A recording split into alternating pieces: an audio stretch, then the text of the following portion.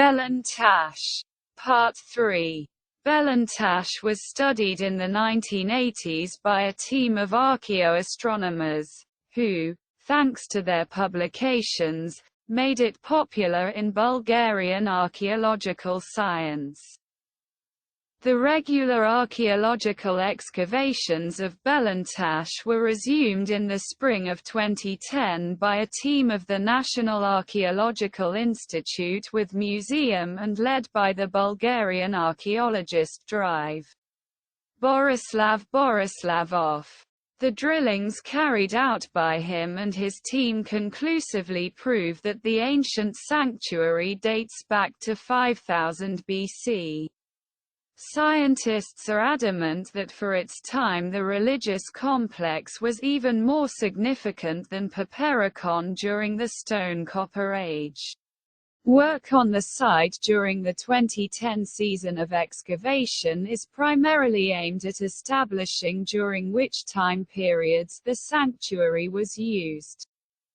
Artifacts found this season include a silver cap of unknown material, a bronze arrowhead, clay loom and fishing net weights, spindle whorls, and part of an ancient metal smelting vessel. The objects certainly confirm that the sanctuary dates back to the Stone-Copper Age, placing the site among the oldest Thracian cult habitats. Borislavov's team finally confirmed in 2010 the presence of fragments of altar hearths in which wine, milk and blood from sacrifices were poured. Borislavov allows that the place was used as an observatory.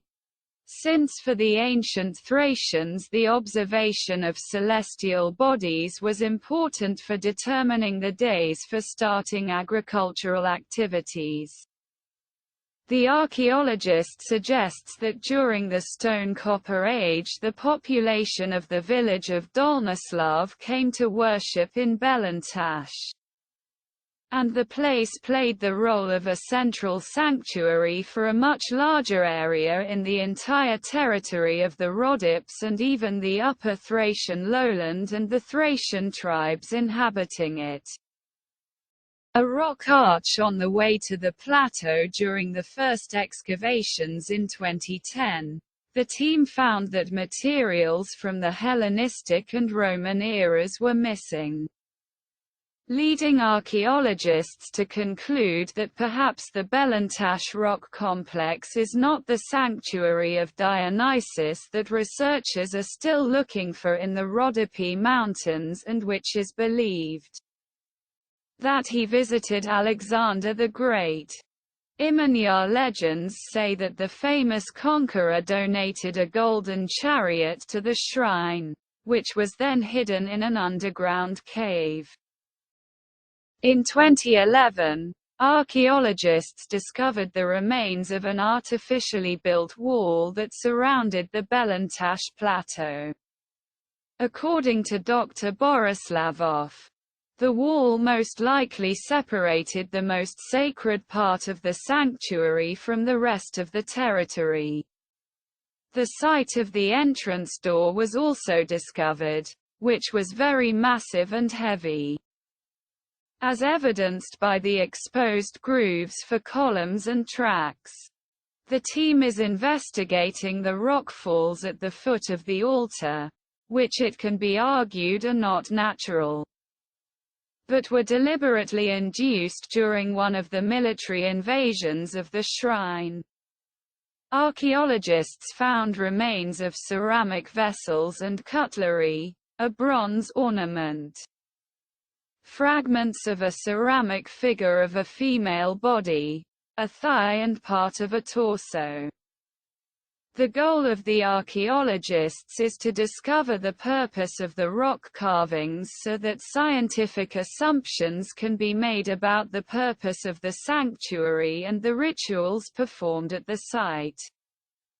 In 2011, the excavations, which continue until September 2, are financed with $20,000 by the Ministry of Culture. The municipality of Asanovgrad supports the research with $1,500 so that part of the finds can remain in the Asanovgrad Archaeological Museum. In 2013, in the month of March, the excavations were continued by the team of Dr. Borislavov. After the preliminary surveys, the archaeologists began excavations on a terrain that has a perimeter of about a kilometer within a radius of the sanctuary. Their drilling proves that the studied terrain is connected with the cult object. In the area, Tarlac site, the team discovered a necropolis mound. The stone embankment under it leads to the assumption that a burial took place there. According to Borislavov, this type of burial facilities in the Rhodopes appeared in the Late Bronze Age, 2nd century BC, and continued in the following 1st century BC. This is the first mound in the area to be studied through regular archaeological excavations. In late July 2014, it was announced that no archaeological excavations would be conducted at the site this season due to a lack of funding. The Historical Museum in Asanovgrad has submitted a request for permission to launch a new expedition to the Bulgarian Academy of Sciences. But according to the director of the museum, Ivan Dukov, there is no feedback from the institution. At the end of July 2015, archaeologist Dr. Borislav Borislavov announced the results of the 5th archaeological season of BELINTASH, led by him.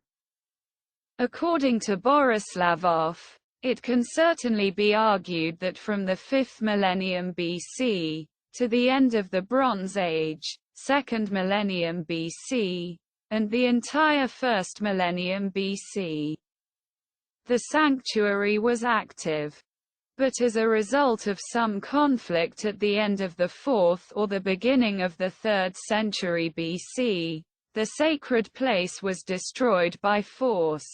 There was a temple and a fortress wall on the plateau, destroyed most likely by a battle and a pogrom on the site. The conjecture is based on exposed fragments of rock from him, in a position which indicates a violent destruction.